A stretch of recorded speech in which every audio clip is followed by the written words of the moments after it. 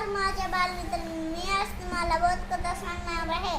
बोधकथेचे नाव तीन मित्र.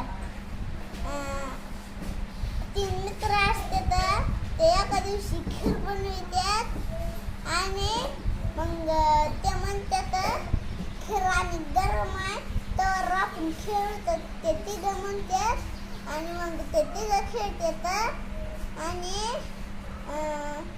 मग माझ्या त्यांचं लक्ष नसते तर माझ्या इकडे खिरीकडे जाती एक चमचा खाती.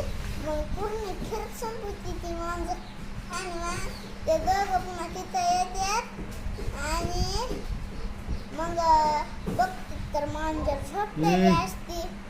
मग ना ते म्हणते तर ज्याने ही खीर खिरली असन ते मग त्यावर चढा पाण्यातल्या आणि ज्याच्या वजन मडकं डुवान त्यानं खीर खाल्ली. सगळ्यात पहिले माकड जातंय त्याच्या वजन घागर खालत सुद्धा नाही. पुन्हा उंदीर जातंय त्याच्या वजन भी घागर डुबत नाही. पुन्हा मांजर जाते त्या मांजरीला माहीत असतंय तिनं खीर खाल्ली.